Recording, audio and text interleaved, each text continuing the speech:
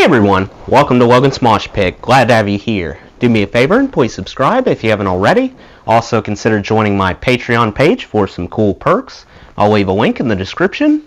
Today we're going to do another episode of Behind the Name. During each episode of Behind the Name, I will tell you how a certain band came up with their own unique name. Based on poll results, you guys picked Lynyrd Skynyrd, so Lynyrd Skynyrd it is.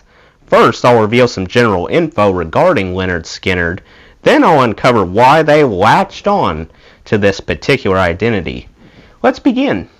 So, Lynyrd Skynyrd started out in 1969. They called Jacksonville, Florida home. Their first lineup embodied lead vocalist Ronnie Van Zant, Gary Rossington, and Alan Collins cooperating on guitar, Ed King handling bass, Billy Powell playing keyboards, and Bob Burns banging the drums. 1973 saw Lynyrd Skynyrd's spectacular self-titled album Transpire, and it went double platinum in the US.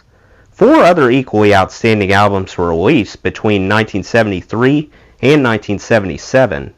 Unfortunately, while traveling to an upcoming gig on October 20th, 1977, a devastating airplane accident dismantled the camaraderie, and the crash claimed the lives of multiple band and crew members.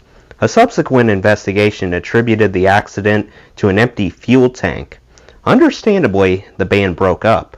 However, after a decade of healing, Lynyrd Skynyrd resumed rocking under a new singer named Johnny Van Zant, Ronnie's brother. Despite a prolonged period of inactivity, some of Lynyrd Skynyrd's most critically acclaimed songs currently captivate legions of fans across the globe, such as Freebird, Simple Man, and Sweet Home Alabama. Still wondering where Lynyrd Skynyrd came from? It's a funny story, actually. When he was a teenager, guitarist Gary Rossington attended Robert E. Lee High School. Similar to most of our situations, Gary was required to take gym class. An athletic, super strict, and imposing man named Lynyrd Skynyrd taught gym class. Coach Skinner absolutely despised kids who had long hair. If he spotted a kid with long locks, he would order them to go to the principal's office immediately. Gary was no exception. Even after he graduated, Gary retained memories of his former gym teacher. Still in their infancy, the aspiring group convened a meeting to contemplate ideas for an identity that would satisfy them. Gary Rossington jokingly suggested Lynyrd Skynyrd as an homage to his hair-hating coach. Everyone else voiced their approval as well. They altered the spelling a bit, and bada bing bada boom, Lynyrd Skynyrd was here to stay. Eventually, Coach Skinner's son became a dedicated listener of Lynyrd Skynyrd and informed his father. At first, he wasn't amused. He dismissed their music as utter nonsense, but over time, his negative stance softened. I think if he caught any of his students roasting Lynyrd Skynyrd, he probably forced them to take a lap. Well, now you know how Lynyrd Skynyrd conjured their catchy name.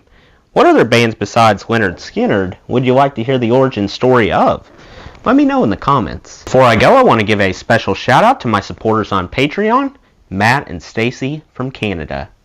That does it for today's video, guys. I hope you enjoyed. Make sure to like, comment, and subscribe if you haven't already. I really appreciate the support. I'll see you next time. Till then, rock on.